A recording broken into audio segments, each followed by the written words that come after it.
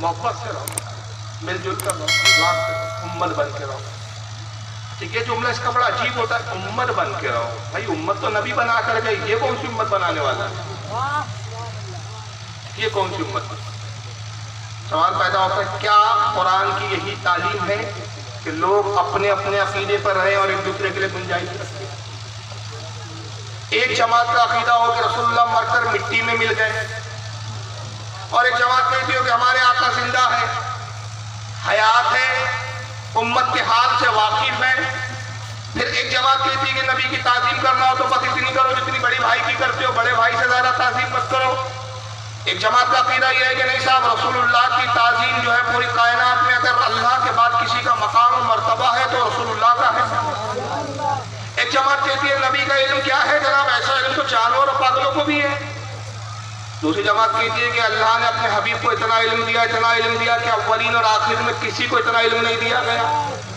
हमारे नबी हर चीज से जो हो चुका वो भी जानते हैं, जो होने वाला वो भी जानते हैं। मा काना वमा यकून के इल्म से आप आगा है कि इख्तिलाफात इतने बड़े बड़े छोटे इख्तिलाफात नहीं है भाई। एक जमात तो यहाँ तक कह रही है नौजुबिल्लाह मिन ज़ालिक, कहने वाला कह रहा है कि नबी की कब्र को देखना बुत को देखने की तरह है, और दूसरी जमात कह रही है कि साहब नबी की कब्र को देखना बाई से बरकत है, बल्कि बाई से बरकत नहीं, बशारत नबी की ये मिलती है, मन ज़ारा कब्री वजबत लहू शफाअती, जिसने मेरी कब्र की ज़ियारत की उस पर मेरी शफाअत वाजिब हो गई। ये अकीदों में इतने तज़ाद, और जनाब कहते हैं एक दूसरे के लिए गुंजाइश। मैं तारिक जमील साहब और उनके चाहने वालों से बड़े नरम लहजे में अदब नहीं कहूँ, इनका अदब जायज, बड़े नरम लहजे में एक मुतालबा बड़ा छोटा सा, अगर तारिक जमील के चाहने वाले कुछ सुन रहे हो, घर जाके जरा गौर करें और मेरे चैलेंज को पूरा करने की जरा कोशिश करके दिखाएं कि कुरान की क्या सिर्फ एक आयत तारिक जमील ऐसी दिखा सकता है जिसमें अल्लाह ने कहा हो कि तुम सब मिलजुल कर रहो और अपने अपने अकीदे पर कायम रहो? सिर्फ एक आयत कुरान की तालीम है। अगर कुरान की ये तालीम है तो आज देवबंदी भी उस बदबक का रद्द कर रहे हैं, उसके खिलाफ आए हैं। तो भाई क्यों आए हो अगर आपका नजर ये है कि सब एक हो जाओ? अगर वो कुरान के खिलाफ बोल रहा है तो तुम उसके खिलाफ बोल रहे हो, तो तुम्हारे बाप दादाओं ने तो साहिब कुरान के खिलाफ बोला है, उनके खिलाफ कब जबान खोलोगे? इंसाफ करना है तो पूरी तरह करो। कुरान की तालीम नहीं है भाई ये। कुरान क्या कहता है? ये कुरान की तालीम मैं बताता हूँ। पारा नंबर 1 देख लें, सूरह बकरा और आयत नंबर 42। रब इरशाद फरमा रहा है, बरेली का मौलाना नहीं, रब इरशाद फरमाता है, वला तल्बिसुल हक़्क़ बिल बातिल व तक्तुमुल हक़्क़ व अंतुम तालमून। रब फरमाता है, ऐ लोगों, हक और बातिल को ना मिलाओ, हक और बातिल को यकजा मत करो। दीदा और दानिस्ता यानी जानते बूझते समझते हुए हक को ना छुपाओ, डंके की चोट पर हक बोलो। और यही मेरे नबी की तालीम थी। आइए मेरे नबी की बोली क्या है? आने वाले कुछ लोग आए, कहा कि अबू तालिब अपने भतीजे मोहम्मद को समझाओ, हमारे बुतों को बुरा बोलता है, वो हमारे बुतों को बुरा ना कहे, हम उसके खुदा को कुछ नहीं कहते, वो हमारे खुदा को कुछ ना कहे। इतनी ही बात थी ना? सुनाई कि नहीं है वाक्य भाई? हाँ, मशहूर वाक्य है, मशहूर, हर छोटी बड़ी सीरत की किताबों में वाक्य लिखा है। रसूलुल्लाह ने क्या जवाब दिया था? जवाब मालूम है आपको? जवाब में आका ने कहा था कि चचा वो कौम कहती है कि मैं उनके खुदाओं को बुरा ना कहूँ, वो भी ठीक हम भी ठीक। अगर वो एक हाथ में चांद लाकर रखते और दूसरे हाथ में सूरज, तो मैं हक कहने से बाज नहीं आऊंगा। तो पता चला कि कोई कितना ही चापलूसी का हो, कोई मिलने की बात करे, एकता की बात करे, तो ये बोली नबी की है कि हक को हक कहा जाएगा, बातिल को बातिल कहा जाएगा, और सब मिलकर रहो, ये बोली काफिरों और मुशरिकों की। तब आप देख लो कि कौन किसकी बोली बोल रहा है। एक दूसरे मकाम पे कुरान कहता है, पारा नंबर 28 सूरह हश्र आयत 3, रब फरमाता है, ला यस्तवी अस्हाबुन नारी व अस्हाबुल जन्नह अस्हाबुल जन्नति हुमुल फाइजून। रब फरमाता है, क्या जन्नत वाले और जहन्नम वाले बराबर बराबर हो जाएंगे? बोलो, बराबर होंगे दोनों? नहीं। तब फरमाता है कभी बराबर नहीं हो सकते। जो जन्नत वाले हैं वही कामयाबी को पहुंचे, जो जन्नत वाले हैं वही कामयाबी को पहुंचे। कुरान कहता है जहन्नम वाले और जन्नत वाले बराबर नहीं हो सकते। तो अब जो कह रहा है कि रसूलुल्लाह सल्लल्लाहु अलैहि वसल्लम इल्म गैब जानते हैं वो जन्नती है, और जो कह रहा है नबी को गैब नहीं वो जहन्नमी है, तो ये दोनों कभी बराबर नहीं हो सकते। जो कह रहा है हुजूर पूरी कायनात के खुदा के बाद सबसे अफजल है, और जो कह रहा है कि नबी पाक की ताज़ीम बड़े भाई से ज्यादा ना करो, बल्कि तमाम मखलूक चाहे अंबिया हो या फरिश्ते हो जमात से ज्यादा जलील है नऊज़ुबिल्लाह, वो जन्नती नहीं हो सकता। तो जन्नत वाले और जहन्नम वाले कभी बराबर नहीं हो सकते। तारिक जमील साहब उसके बाद एक और इसी तकरीर में एक दूसरी बात कहते हैं, जरा सुनिए। तो तुम्हें फिरकों में बांट कर गए थे या उम्मत बना कर गए थे? क्यों इस नादान खेल में अपनी जिंदगी बर्बाद करते हो? क्यों ने मुसलमान बन के रहते हो? इस उम्मत में इख्तिलाफ शुरू से है, हमेशा रहेगा। यहां तक ना जाओ कि एक दूसरे पर कुफ्र के फतवा, फिर जन्नत में कौन जाएगा? तारिक जमील साहब को बड़ा दर्द है भाई, रो रहे हैं बेचारे, और नाक से वो लंबा लंबा खींच भी रहे हैं, रो रो के सर्दी हो गई उनको, और कह रहे कि इस उम्मत में इख्तिलाफ शुरू से रहा। तो भाई वो कौन सा इख्तिलाफ रहा उम्मत में वो भी बता दें। वो इख्तिलाफ फरोई है, अकीदे का नहीं। और जब जब उम्मत में किसी ने अकीदे की बुनियाद पर इख्तिलाफ किया है तो उससे कुफ्र के फतवे भी लगाए गए हैं, और वक्त आने पर उस पर किताल भी किया गया। खारजी निकले, उन्होंने जब खारजियत का अकीदा फैलाना चाहा तो मौला कायनात ने उनसे जंग की, नाज़ियों के साथ जंगें की गई। बात करके वो है कि जिस पर कुफ्र के फतवे लगाए गए, अकीदे के मामले में कभी कंप्रोमाइज नहीं किया गया। उम्मत में जो इख्तिलाफ रहा उसके बाद सबको हक पर कहा गया, वो है फरोई इख्तिलाफ, और कहीं नहीं। दूसरा मौलवी साहब कहते हैं कि अगर एक दूसरे को अगर काफिर कहते रहे तो फिर जन्नत में कौन जाएगा? यानी ऐसा मालूम होता है कि अल्लाह ताला ने उनको जिम्मा दे रखा है कि तारिक जमील साहब देखो दुनिया में सबको एक कर दो, कोई जहन्नम में नहीं जाना चाहिए। भाई आपको फिक्र करने की जरूरत नहीं है तारिक जमील साहब की जन्नत में कौन जाएगा। जिसकी जन्नत है उसने बता दिया जन्नत में कौन जाएगा, और उसने कैसे बताया। जामे तिरमिज़ी की हदीस है, 28 सहाबा इकराम ने इस रिवायत को नकल किया, और हर किताब में तकरीबन ये रिवायत मौजूद। 28 सहाब ने इसको रिवायत किया, और तिरमिज़ी में अब्दुल्लाह इब्न उमर के अल्फाज में रिवायत की है कि हज़रत अब्दुल्लाह इब्न उमर कहते हैं काला रसूलुल्लाह सल्लल्लाहु अलैहि वसल्लम व इन्ना बनी इस्राईल तफर्रकत अला 72 मिल्ला। काई लोगों कौम बनी इस्राईल में 72 फिरके हुए, तब तरे को उम्मती अला 73 मिल्ला। अब मेरी उम्मत में भी इख्तिलाफ होगा तो मेरी उम्मत में 73 फिरके हो जाएंगे। कुल्लुहुम फिन्नार, सब के सब जहन्नम में जाएंगे। इल्ला मिल्लतन वाहिदा, सिर्फ एक जमात होंगी जो जन्नत में जाएगी। कालू मन ही या रसूल अल्लाह, साहबा ने अर्ज़ किया अल्लाह के नबी जन्नती जमात की पहचान क्या होंगी? काला मा अना अलैहि व अस्हाबी, का जो मेरे और मेरे सहाबा के अकीदे पर होगा वही जन्नती होगा। 72 जहन्नम में जाएंगे, तो नबी 72 को जहन्नमी और काफिर कहने में हिचकिचा नहीं रहे हैं। तारिक जमील साहब डगमगा रहे हैं, भाई किसी को बुरा मत करो, किसी को बुरा मत बोलो, ये मुनाफिकों की बोली है। कुरान रसूल अल्लाह की बोली नहीं। उसके बाद उन्होंने एक बात और कही, वो भी सुन ले आप जरा। पहले ये थोड़ा सा तहमीरी तौर पे सुन ले, उसका भी दूसरा रुख बताऊंगा। सुनिए, अब यहाँ पे उन्होंने कुरान में कैसी तहरीफ की है, मायनवी तहरीफ बोलते हैं इसको, वो जरा सुनो।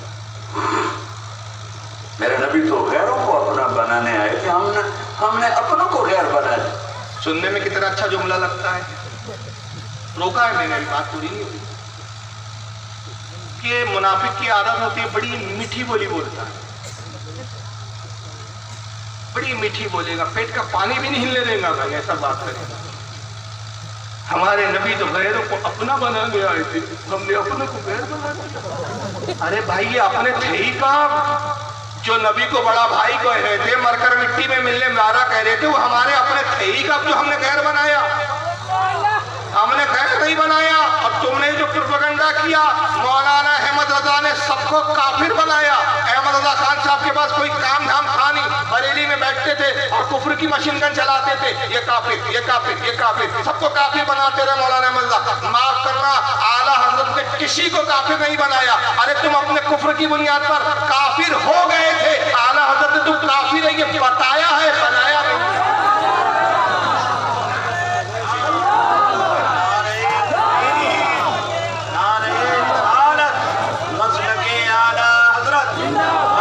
اور ایک بات اور میں بڑی ذمہ داری سے کہہ رہا ہوں، بالکل نئی بات، اعلیٰ حضرت کا مولوی اشرف علی تھانوی سے کوئی جھگڑا نہیں تھا، گنگوئی صاحب سے کوئی جھگڑا نہیں تھا، نانا کبیر سے کوئی جھگڑا نہیں تھا، خلیل احمد امبیڈکر سے کوئی جھگڑا نہیں تھا۔ آپ کہیں گے فاروق صاحب پاگل ہو گئے ہو تو حسام الحرمین ہے سامنے، حسام الحرمین تو ان کے لیے بالکل پہاڑ ہے سب کے وزن۔ حسام الحرمین میں تو لکھا ہے، اتنا سخت فتویٰ ہے کہ میں شک فی کفر ہی و عذاب ہی فقط کفر، جو ان کے کفر اور عذاب میں شک کرے وہ بھی کافر ہے۔ اور آپ کہہ رہے اشرف علی سے جھگڑا نہیں تھا، تھانوی سے نہیں تھا، نانا کبیر سے نہیں تھا، گنگوئی سے نہیں تھا۔ جی میں پھر کہہ رہا ہوں، اعلیٰ حضرت کا نہ اشرف علی تھانوی سے جھگڑا تھا، نہ گنگوئی سے جھگڑا تھا، نہ نانا کبیر سے جھگڑا تھا، نہ خلیل احمد امبیڈکر سے جھگڑا تھا، ان میں سے کسی سے جھگڑا نہیں تھا۔ خدا کی قسم کیوں نہیں تھا؟ ارے انہوں نے اللہ کی گستاخی کی، انہوں نے رسول کی گستاخی کی، جھگڑا تو انہوں نے اللہ رسول سے کیا۔ اعلیٰ حضرت تو اللہ رسول کے وکیل تھے، اللہ رسول کی طرف سے مقدمہ لڑ رہے تھے۔ جھگڑا تو انہوں نے خدا سے لیا، جھگڑا تو انہوں نے رسول سے لیا۔ اعلیٰ حضرت تو وکالت کر رہے، تو جو ساری زندگی اپنے نبی کی عظمت کی وکالت کرتا رہا، تم اس کو دشمن سمجھتے ہو؟ ارے تم نے تو اس کا احسان ماننا تھا کہ مجرموں کو کٹیرے میں کھڑا کر کے احمد رضا نے سزا سنائی ہے۔ یہ ہے وہ مجرم جو خدا کے گستاخ، یہ اللہ سے جھگڑنے والے، یہ رسول سے جھگڑنے والے ہیں، یہ اولیاء سے جھگڑنے والے ہیں۔ وکالت کی ہے اعلیٰ حضرت نے ساری زندگی جناب۔ تو جنت میں کون جائے گا؟ سب جائیں گے لیکن تم تو کبھی نہیں، سب بریلی جائیں گے۔ اور اسی کو اعلیٰ حضرت نے کہا، طارق جمیل تو آج کہہ رہا جنت میں کون جائے گا؟ اعلیٰ حضرت نے کہا سن، میرے نبی کا علم غیب کا انکار کر کے جنت میں جانے کے خواب دیکھتا ہے؟ ارے اعلیٰ حضرت کہتے ہیں میرے نبی کی غلامی کے صدقے میں مجھے اتنا علم مل گیا کہ تو کیا بولنے والا ہے؟ جواب میں پہلے 150 سال پہلے دے کے جاتا ہوں، اور جواب یہ کہ تجھ سے اور جنت سے کیا مطلب، وہاں بھی دور ہو، ہم رسول اللہ کے جنت تو بعد میں بولے گا، جواب میں پہلے دے کے جا رہا ہوں۔ جنت میں کون جائے گا؟ جس کی جنت ہے، جو اس کے ہے وہی جنت میں جائے گا۔ اور اس کے بعد پھر طارق جمیل صاحب اب دوسری کلپ میں کیا کہتے ہیں سن، حضور تو اپنے کو غیروں کو اپنا بنانے آئے تھے، تم نے غیر اپنوں کو غیر بنا دیا۔ معاف کرنا، تم خود ہی غیر بنے، گھر چھوڑ کے تم گئے ہو۔ ہم نے نہیں کہا تھا گھر چھوڑ کے جاؤ، تم نے خود گھر چھوڑا ہے۔ اب گھر کے باہر رہ کر چلاؤ مت کہ اتحاد کر لو، اتحاد کے لیے گھر میں آنا پڑتا ہے، سمجھ رہے آپ؟ گھر کس نے چھوڑا ہے؟ انہوں نے چھوڑا ہے۔ اب سنیے نا، جو نفرت کی آگ وہاں بھڑک رہی ہے یہاں مت بھڑکاؤ، جاؤ میرے دیش میں دیکھو کتنے سر کٹ چکے، کتنے سہاگ اجڑ گئے، کتنی مائیں بے آسرا ہو گئیں، کتنی جوان بیٹیوں کی مانگ ویران ہو گئی۔ کیا اسی کا نام اسلام ہے؟ اسی کا نام عشق رسول ہے؟ کتنا بڑا ایکٹر ہے بھائی، ایکٹنگ میں ریکارڈ توڑ دیا ہے، روتا ہے۔ ناٹک دیکھو، ناٹک، نفرت کی آگ مت بھڑکاؤ، میرے دیش میں آ کے دیکھو کتنی عورتیں بیوہ ہو گئی، کتنے بچے یتیم ہو گئے۔ اچھا مولانا، کسی کو عشق رسول کہتے ہیں، سنیوں پہ ڈاؤن ہو، کسی کو عاشق رسول ہونا کہتے ہیں؟ کس سنی نے کس عورت کو بیوہ کیا وہ بھی تو بتاؤ، کس سنی نے کن بچوں کو یتیم کیا وہ بھی تو بتاؤ۔ ملا جی الٹا چور پتوار کو ڈانٹے، داعش تم نے بنایا، القاعدہ تم نے بنایا، جیش محمد تم نے بنایا، طالبان تم نے بنایا، لشکر خیر تم نے بنایا، ساری دہشت گرد تنظیمیں تم نے بنائی، بم تم رکھو، تم تو اتنے بدماش ہو، اتنے کمینے ہو کہ زندہ تو زندہ تم نے مردوں تک کو نہیں چھوڑا کہ بزرگوں کی قبریں تک بموں سے اڑا دی۔ مارو تم، کاٹو تم، بیوہ تم کرو، الٹا چور پتوار کو ڈانٹے۔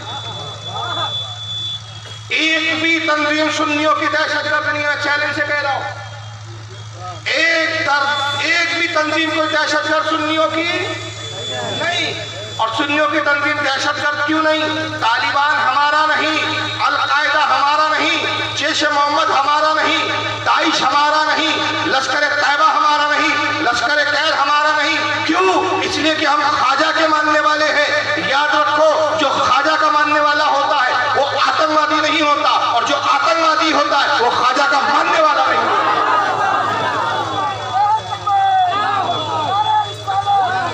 دہشت گرد تو تم ہو، اور ہم دہشت گرد ہو بھی نہیں سکتے. ارے ہماری گھٹیوں میں پلایا جاتا ہے، زندے بزرگ تو زندے بزرگ ہے. عالم آتا ہے تو ہماری قوم ہاتھ چومتی ہے، بزرگ آتا ہے تو پیر چومتی ہے. زندہ ہے تو ہم تعظیم کرتے ہیں، مرنے کے بعد قبر کی بھی تعظیم کرتے ہیں. اور ہماری گھٹیوں میں پلا دیا جاتا ہے، بیٹا یہ جو صاحب قبر ہے نا، ان کی عزت و احترام کرو. یہ بظاہر ہماری آنکھوں سے اجل ہو گئے، قبر میں زندہ ہے، پھول ڈالو، ان کے پھول کے تحفے دو. تو جو قوم اپنے مردوں پر پھول ڈالتی ہو وہ زندوں پر آگ کے شعلے نہیں برتا سکتی. اتنا تو تم کرتے ہو. یہ اس طرح کی چپڑی چوپڑی باتیں کر کے قوم کو گمراہ کرتے ہیں. پتہ نہیں آپ کے علاقے میں ان کا واسطہ آپ کو پڑا ہے کہ ہمارے تو واسطے دن بھر پڑھتے ہیں.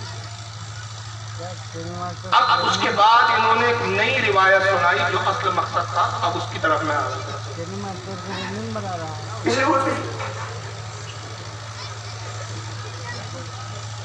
ایک دوسرے کی مسجدوں میں نہیں جاتے ہو، ایک دوسرے کے پیچھے نمازیں نہیں پڑھتے ہو، ایک دوسرے کی مسجدوں میں نہیں جاتے ہو، ایک دوسرے کے پیچھے نمازیں نہیں پڑھتے ہو. جنت کے ٹھیکیدار بن گئے ہو، جنت کے ٹھیکیدار بن گئے ہو. مسجد میں نہیں جاتے ہو ایک دوسرے کے پیچھے. ہاں بھائی مسجد میں تو نہیں جاتے، تمہارے مولا کے پیچھے اب نماز بھی نہیں پڑھتے. اب کیوں نہیں پڑھتے وہ سن لیجیے، دو چار باتیں سن لیجیے. مشکات شریف کی حدیث ہے کہ نبی پاک صلی اللہ علیہ وسلم نے ایک شخص کو دیکھا جو اپنے قبیلے میں امامت کرتا تھا. راوی کہتے ہیں حضور سے ملنے آیا، اچانک اس کو بلغم آیا، اس نے قبلے کی طرف رخ کر کے تھوک دیا. آقا نے فرمایا یہ کل سے اپنی قوم کی امامت نہ کرے، اس کو امامت سے برطرف کر. پوچھا گیا یا رسول اللہ کیوں؟ فرمایا جو قبلے کی تعظیم نہیں کرتا وہ امام نہیں ہو سکتا. تو جو قبلے کی تعظیم نہ کرے وہ امام نہیں ہو سکتا. جو قبلے کا قبلہ رسول کی تعظیم نہ کرے وہ ہمارا کیسے امام ہوگا؟ یہ حدیث سے جواب ہے. آج تک پوچھتے تھے نا جو وہابیوں کے پیچھے نماز کیوں نہیں پڑھتے، اب جواب دے جاتے. اور دوسرا جواب سننا ہے، یہ سب روایتوں اور حدیثوں سے سنا رہا ہوں. حضور صلی اللہ علیہ وسلم کا وصال ہو رہا ہے. ایک صحابی کو آپ نے بلایا، حضرت حذیفہ، حذیفہ ابن یمان نام ہے. کہا سب حجرے سے باہر چلے جاؤ، صرف حذیفہ میرے پاس رہے. سارے صحابہ چلے گئے. اللہ کے نبی نے حذیفہ سے بڑی دیر تک گفتگو کرتی کی. حذیفہ باہر آئے، صحابہ نے گھیر لیا. حذیفہ حضور نے کیا بات کی؟ سب کو باہر کر دیا، تنہا تمہیں سے بات کی. حضرت حذیفہ نے کہا کہ لوگوں، رسول اللہ نے مجھے اپنا رازدار بنا دیا. سرکار نے مجھے ایسے راز بتائے کہ جس کو میں ظاہر نہیں کر سکتا. حضرت عمر نے ضد کی، کہا کہ حذیفہ چلو پورے راز تو نہ بتاؤ، صرف اتنا بتا دو کہ گفتگو کا محور کیا تھا، گفتگو کا مضمون کیا تھا، موضوع کیا تھا، کس موضوع پر حضور بات کر رہا. کہا رسول اللہ نے مدینے کے تمام منافقوں کے نام مجھے بتا دیے. اب میں مدینے کے سارے منافقوں کو جانتا ہوں، ایسا کوئی منافق حضور نے نہیں چھوڑا جو مدینے میں ہے اور حضور نے مجھے اس کا نام نہ بتا دیا. مگر میں ان کے ناموں کو ظاہر نہیں کروں گا کہ فتنے کا اندیشہ ہے، اور اگر میں نے نام ظاہر کیا تو میں رسول اللہ کا رازدار نہیں. حضور نے راز کے طور پہ بتایا. حضرت عمر نے بھی دل میں کہا اچھا حذیفہ نام نہیں بتاؤں گا، ٹھیک ہے ہم بھی پتہ کر لیں گے. نہ تمہیں بولنے کی ضرورت ہے، ہمیں پوچھنے کی ضرورت، ہم بھی پتہ کر لیں گے. کیسے پتہ کرتے تھے حضرت عمر؟ معلوم ہے کون منافق ہے. فاروق اعظم کا جب دور خلافت آیا، امام بہقی نے سنن الکبریٰ میں روایت کو نقل کیا ہے کہ جنازہ لایا جاتا، جب کوئی مر جاتا فاروق اعظم کے دور میں جنازہ لایا جاتا اور لوگ آ کے کہتے اے عمر ابن خطاب، اے امیر المومنین تشریف لائیے، نماز جنازہ پڑھا دیجیے. تو آپ فرماتے حذیفہ نماز جنازہ میں ہے. لوگ کہتے ہیں، آپ آتے اللہ اکبر نماز جنازہ پڑھا دیتے، اور کہنے والا کہتا حذیفہ نہیں ہے. آپ کہتے میں نماز جنازہ نہیں پڑھاؤں گا، مرنے والا منافق ہے. لے جاؤ گاڑ دوستو، ایک دوسرے کے پیچھے نماز نہیں پڑھتے. कुछ पढ़ लिख ले बेटे, तबलीगी जमात के चिल्ले काट काट के पागल हो गया। किताबों का मुताला और होता है, बेवकूफ बनाना और, एक दूसरे की मस्जिद में नहीं जाते। हाँ भाई इसलिए नहीं जाते। और क्यों नहीं पढ़ते? अब एक अकली दलील सुन लीजिए, दो तो हदीसें दलील दी, और भी हदीसें हैं लेकिन वक्त उतना नहीं है। भाई मौलाना सालिम साहब है, सुन्नी है कि नहीं? अरे हाँ या ना बोलो भाई, आशिक रसूल है। कल मौलाना सालिम साहब नमाज पढ़ाए आपको एक वक्त की, सलाम फेरे और कहे हजरात मुझे माफ कर दीजिए, गलती हो गई, बिना वजू के नमाज पढ़ा दिया, याद ही नहीं था मैंने वजू नहीं किया, मुझे तो लगा वजू है, लेकिन दौराने नमाज मुझे याद आया कि मेरा वजू नहीं है। बताइए आप सबकी नमाज होंगी इसके पीछे? हाँ? नहीं होंगी कि होंगी? क्यों नहीं होंगी भाई? अरे भाई नमाज क्यों नहीं होगी? मौलाना सालिम साहब मुसलमान है, सुन्नी है, आशिक रसूल है, आप कह रहे नमाज नहीं होंगी यार? क्यों नहीं होंगी भाई? डरो मत यार, बोलो, गलत होगा और क्या होगा, बैठे इसला के लिए। इसलिए नहीं होगी कि इमाम साहब का वुजू, इमाम की नमाज दुरुस्त नहीं तो मुक्तदी की भी नमाज। वहाँ ये नहीं चलेगा जो लोग कहते हैं ना, अरे भाई उनका अकीदा उनके साथ, हमारा अकीदा हमारे साथ मेल जोल रखो। तो भाई यहाँ भी उसूल क्यों नहीं अपनाते? इमाम का वुजू इमाम के साथ, मेरा वुजू मेरे साथ। यहाँ क्यों नहीं उसूल अपनाए? यहाँ क्यों नहीं इमाम साहब से कह रहे, आप सालिम साहब से कह रहे हजरात आप एक तनहा वुजू नहीं बनाए, एक लोटा पानी आपने बचाया, हमने तो कई लोटे पानी बहा दिया वुजू कर करके। एक लोटा बचाने से कैसे नमाज नहीं? आप कह रहे नमाज नहीं, क्यों? क्योंकि इमाम सुन्नी है, मुसलमान है, आशिक रसूल है, सब कुछ है, मसाइल जानता है, आलिम दीन है, मगर वुजू नहीं है। तो जिस इमाम का वुजू ना हो तो उसके पीछे नमाज नहीं होती, तो जिस इमाम का ईमान ही ना हो तो उसके पीछे कैसे नमाज होगी? ईमान बड़ा है कि वुजू बड़ा है भाई? ईमान बड़ा है, वुजू तो इसलिए हम नमाज नहीं पढ़ते। अब तारी जमील साहब कहते नहीं भाई नबी ने तो मुनाफिक की भी नमाज जनाजा पढ़ाई है, सुनिए उनकी दबाई। मेरे नबी तो अब्दुल्ला बिन उबई का जनाजा पढ़ाने खड़े हो गए थे, जिसका कुफर अबू जहल से भी बड़ा है। अबू जहल ऊपर की दोज़ख में, अब्दुल्ला बिन उबई सबसे नीचे की दोज़ख में है। उनके बेटे आए, या रसूलल्लाह मेरा बाप मर गया है, अपना कुर्ता दे देंगे, मैं उसको कफन दे दूं। हमने कहा ले लो, कुर्ता उतार के दे दिया। आप कहते बदबक मुनाफिक, दबाओ जाओ। क्या या रसूलल्लाह आप जनाजा पढ़ाएंगे? कहाँ पढ़ाऊंगा? बाकी मुनाफिकों का तो किसी को पता नहीं था सिवाय अल्लाह के नबी के, लेकिन अब्दुल्ला बिन उबई का मुनाफिक होना तो सबको मालूम था। आप जनाजे के लिए खड़े, उमर सामने आ गए, या रसूलल्लाह ये कौन है? तो मुझे पता है कौन है, तो आप इसका जनाजा क्यों पढ़ा? कि शायद अल्लाह माफ कर। उमर पीछे हट जा, मुझे पता है ये कौन। मेरे अल्लाह ने कहा है तो इनके लिए दुआ कर या ना कर, मैं माफ नहीं करूंगा। मैं करता हूं शायद अल्लाह माफ कर दे, मैं करता हूं शायद अल्लाह माफ कर दे। फिर फरमाया कि मेरे अल्लाह ने कहा अगर तू 70 दफा भी इनके लिए दुआ कर तो मैं माफ नहीं करूंगा। अगर मेरा अल्लाह कहता ऐ मेरे महबूब अगर आप 70 दफा इसके लिए दुआ करेंगे तो मैं माफ कर दूंगा, तो मैं इसका वक्त का 70 दफा जनाजा पढ़ा देता। मुझे बताओ तुम कहां से ये दीन लेकर आए हो? कहां से दीन लाए हो कि एक दूसरे के पीछे नमाज नहीं पढ़ते हो? कहां से दीन लाए हो कि एक दूसरे की इज्जत नहीं करते हो, एक दूसरे की मस्जिद में नहीं जाते हो? मेरे नबी ने तो अब्दुल्ला इब्न उबई मुनाफिक का नमाज जनाजा पढ़ा। बैकग्राउंड नहीं बताया, उसके बाद का नहीं बताया, पहले के कुछ खा गया, बाद की कुछ खा गया। मतलब का बीच का उतना ले लो जिससे अपना उल्लू सीधा हो सके।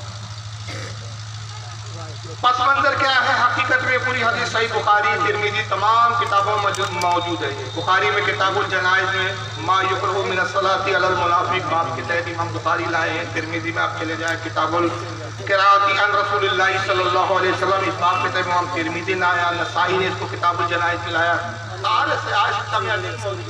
लेकिन वहां भी जिन्हें धोखा दे दिया है। और हदीस सही क्या है, पूरी कहाँ से रिवायत है, क्यों हुजूर ने नमाज पढ़ाई, कुर्ता क्यों दिया? उसका पस मंजर ये है कि हज़रत अब्बास जो हुजूर के चचा थे, ग़ज़वा बद्र में ये काफिरों की तरफ से थे, कैदी होकर आए, कैद कर दिए, बाद में ईमान लाए, उस वक्त वो ईमान नहीं लाए, बात आया। کافروں کی طرف سے لڑنے آئے، قیدی ہو گئے۔ سردی کے دن تھے، حضرت عباس کا بدن سردی سے کانپ رہا تھا اور آپ کا کرتا پھٹ چکا تھا جنگ کے اندر، اور حضرت عباس بڑے اونچے پورے تھے، اونچا قد تھا ان کا، ہائٹ بڑی لمبی اونچی تھی۔ آپ نے فرمایا کوئی ہے جو میرے چچا عباس کو کرتا دے دے، میرا چچا سردی سے کانپ رہا ہے۔ اتفاق سے عبداللہ ابن ابی بڑا اونچا پورا تھا، اسی نے کرتا دیا اور اس کا کرتا حضرت عباس کو پورا آ گیا، کسی صحابی کا کرتا نہیں آیا۔ بات ختم ہو گئی، حضرت عباس نہیں مان رہا، یہ منافق رہا عبداللہ ابن ابی، منافقت کی حالت میں مر گئے۔ اس کے بیٹے عبداللہ جو تھے وہ مومن تھے، مسلمان تھے، صحابی تھے، حضور کی خدمت پہ آیا، رسول اللہ میرا باپ مر گیا، میں جانتا ہوں کہ یہ جائے گا جہنم ہی، آپ کا دشمن تھا، آپ کے خلاف بولتا تھا، لیکن اللہ کے نبی اگر آپ نماز جنازہ پڑھا دے تو شاید اللہ اس کے عذاب میں کچھ کمی کر بخشے گا نہیں، وہ تو بھی جانا۔ رسول اللہ نماز پڑھانے کے لیے نکلے، حضرت عمر نے روکا، یا رسول اللہ منافق کی نماز جنازہ پڑھائیں گے؟ آقا نے کہا کہ عمر رک جاؤ، میرے رب نے مجھے اختیار دیا ہے، یہ بات کیوں ہے، پیش کچھ اور ڈھنگ سے کیا۔ حضور کہتے ہیں میرے رب نے مجھے اختیار دیا ہے کہ میں چاہوں تو نماز جنازہ پڑھاؤں، چاہے تو نہ پڑھاؤں۔ اور عمر میرے نماز جنازہ پڑھانے سے یہ کوئی جنت میں جانے والا نہیں، لیکن میں سمجھتا ہوں کہ اگر میں نماز جنازہ اس کی پڑھا دوں تو ممکن ہے اس کے قبیلے کے لوگوں کا دل نرم ہو جائے اور میرے اس کردار اور اخلاق سے متاثر ہو کر وہ ایمان لے آئے۔ یہ حضور کی منشا۔ حضور گئے، حضور نے نماز جنازہ پڑھا دی اور اپنا کرتا مبارک نکالا، عبداللہ بن ابی کی لاش پر رکھ دیا اور ایک تاریخی جملہ کہا جس کو جناب نے کھا کے ہضم کر دیا۔ حضور نے کہا کہ لوگوں یہ میں نے کرتا اس لیے دیا، یہ بتا دیا اس لیے نہیں دیا کہ میرے کرتے کی برکت اس کو ملے گی اور یہ جنتی ہو جائے گا، نہیں، منافق تو جہنم میں جائے گا، جہنم کے بھی نچلے طبقے میں جائے گا۔ کہا میں نے کرتا اس لیے دیا کہ اس نے میرے چچا پر احسان کیا تھا بدر، روزے بدر، آج محمد نے اس احسان کا بدلہ چکا دیا، اب قیامت میں کچھ مطالبہ نہیں کر سکتا۔ محمد اپنے اہل بیت کا احسان کسی پہ نہیں رکھتا، یہ ہے وہ بات۔ اور جب یہ سب حضور کام سے فارغ ہوئے تو اسی وقت قرآن کی آیت نازل ہوئی، وہ مولوی جی ہڑپ کر گئے، اس کو تو بتائیں گے ہی نہیں وہاں بھی۔ اسی وقت قرآن کی آیت نازل ہوئی، پارہ نمبر 10 سورہ توبہ آیت نمبر 84، رب ارشاد فرماتا ہے وَلَا تُصَلِّ عَلَىٰ أَحَدٍ مِّنْهُمْ مَاتَ أَبَدًا وَلَا تَقُمْ عَلَىٰ قَبْرِهِ۔ اللہ فرماتا ہے کہ اے میرے حبیب، اے میرے رسول، اب ان منافقوں میں سے کسی کی میت پر نماز جنازہ ہرگز نہ پڑھنا۔ اور صرف نماز جنازہ ہی نہیں بلکہ آگے کیا فرمایا وَلَا تَقُمْ عَلَىٰ قَبْرِهِ، اور ان میں سے کسی کی قبر پر کھڑے بھی مت ہونا۔ اب میں چیلنج کرتا ہوں طارق جمیل کو، حضور نے پہلی کہا میرے رب نے مجھے اختیار دیا، چاہے پڑھاؤں چاہے نہ پڑھاؤں، تو پڑھا دیا کیونکہ اللہ نے منع نہیں کیا تھا۔ اب جب قرآن کی آیت آئی اور منع کیا، حضور اب تو اے محبوب پڑھا دیا، اب آگے نہ پڑھانا۔ طارق جمیل کو چیلنج ہے، اس آیت کے نازل ہونے کے بعد کیا حضور نے کسی منافق کی نماز جنازہ پڑھائی؟ وہ دکھا دیں۔ جو حکم منسوخ ہو گیا، منسوخ سے استدلال کرنے والا ایک نمبر کا جاہل اور منافق ہوتا ہے۔ شاید آپ سمجھے نہیں اس بات کو، میں بہت آسانی سے سمجھاتا ہوں۔ ایک شخص اپنی بہن سے نکاح کرے، کس سے نکاح کرے؟ جائز ہے؟ بولو بولو بولو، بولو گے نہیں تو میں تقریر ختم کر دوں۔ ہاں بولنا پڑتا ہے بھائی، صرف شاعروں کے لیے بولتے ہو یار، آپ ہمارے لیے کچھ نہیں بولتے۔ بہن سے نکاح کرنے جائز ہے؟ سامنے والا دلیل دے، ارے جناب کیسے آپ ناجائز کہہ رہے ہیں؟ حضرت آدم علیہ السلام نے بہن بھائیوں کے نکاح کروائے، وہ تو نبی تھے۔ شیش علیہ السلام کے زمانے میں بہن بھائیوں میں نکاح ہوا، یاس علیہ السلام کے زمانے میں ہوا، ادریس علیہ السلام کے زمانے میں ہوا، وہ تو بہت بعد میں پھر کچھ ایک نبی آیا ان کے زمانے میں شریعت میں حرام ہوا۔ اتنے سارے نبیوں نے تو بہن بھائی کے نکاح جائز رکھے، تو کہیں گا کوئی بھی جناب عقل مند آپ اگر ہے تو ذرا سمجھنے کی کوشش کیجئے کہ پچھلی شریعت میں جائز تھا، رسول اللہ کی شریعت میں حرام ہو گیا، حکم منسوخ ہو گیا۔ کوئی روزانہ شراب پیے اور آپ کبھی شراب کیوں پیتے ہو، یہ تو حرام ہے، کہیں کیا بات کرتے ہو یار، شراب تو حضرت عمر بھی پیتے تھے، خالد بن ولید بھی پیتے تھے، خلا صحابی پیتے تھے، بڑے بڑے صحابہ نے پیے۔ ہم کہیں کب پیتے تھے؟ قرآن میں شراب کی حرمت کی آیت آنے کے بعد پیتے تھے کہ پہلے پیتے تھے؟ پہلے پیتے تھے، جب قانون آ گیا، قانون نافذ ہو گیا، اس کے بعد نہیں پیے، قانون آنے کے بعد وہ کام کرو تو جرم ہوتا ہے۔ تو ٹھیک اسی طرح جب تک حکم آیا ہی نہیں تو نبی نے منافق کی نماز اگر پڑھائی بھی تو اس پر کوئی جو ہے پوچھ نہیں ہے، اس کے تعلق سے کوئی پرتش نہیں ہے، کیونکہ ابھی حکم ہی نہیں آیا۔ مگر جب حکم آ گیا تو اللہ کے نبی نے بھی پوری زندگی کسی منافق کی نماز جنازہ تو پڑھانا دور، اللہ نے فرمایا قبر پہ بھی مت کھڑے ہونا۔ جو آیت منسوخ ہے، جو حکم منسوخ ہے، منسوخ سے استدلال کرتا ہے اور اس کو یہ حدیث نہیں نظر آتی۔ آئیے ذرا یہ دیکھیے، امام قاضی عیاض بہت بڑے وقت کے محدث اور امام گزرے، ان کی کتاب کے حوالے سے دکھا رہا ہوں، اور اس کو بہت سارے محدثین نے لکھا ہے۔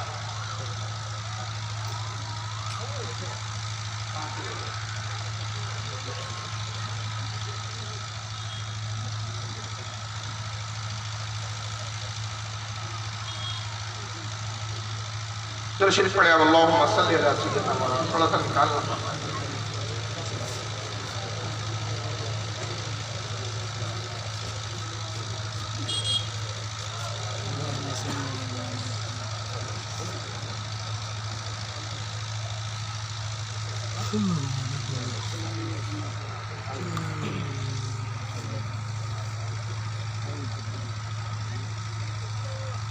دیکھیں کیا ہے امام قاضی عیاض، جامع ترمذی، معاف کیجیے قاضی عیاض دوسری حدیث ہے وہ چھوڑ دیا رہا ہوں، چلیے وقت بچاتا ہوں، حالانکہ جامع ترمذی آپ کے سامنے پیش کر رہا ہوں، یہ حدیث کی کتاب ہے۔